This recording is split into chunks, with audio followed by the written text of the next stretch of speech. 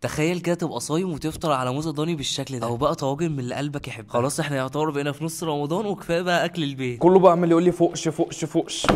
ادينا جبنا بقى فوقش ونشوف بقى فوقش ده بيعمل ايه. شوف بقى يا جماعه الصراحه شايفه مكسر الدنيا، ودي بقى اول مره هجربه معاكم. تعالوا كده نشوف بقى جبنا ايه.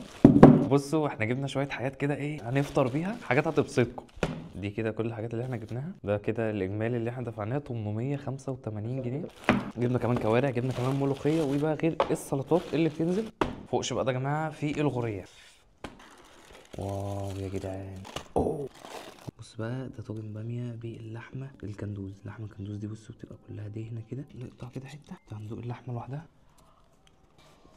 كده. اللحمه حلوه قوي. بص الصراحه في لحمه كتير، اللحمه طعمها تحفه. الطاجن مخدوم قوي، تسبيكه الصلصه فيه برضه حلوه. بسم الله.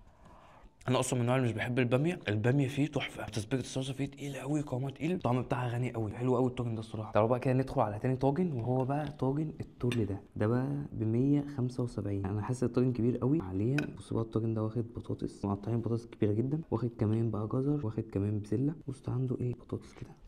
تعالوا ندوق الخضار كده لوحده التسبيكه دي، وبعد كده ندوق اللحمه. بص كده بقى على الرز ابو شعريه، حاسسها سخنه جدا. بسم الله.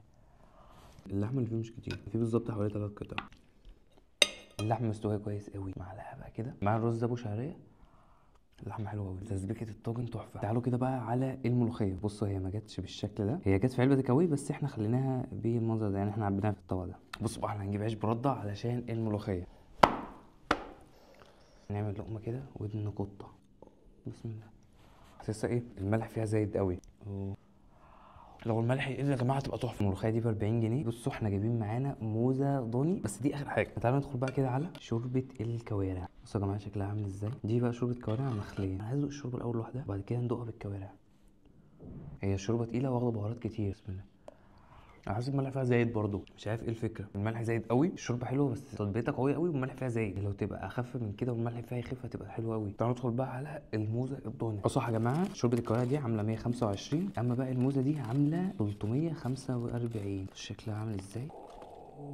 بص شكلها عامل ازاي يا بنت اللذينه. بصوا هي الموزه دايبه قوي، جايه كمان معاها فته ملفوفه كده بالشكل ده. شكل الموزه عامل ازاي. تمسك الموزه كده وتاكل، مفيش احلى من كده.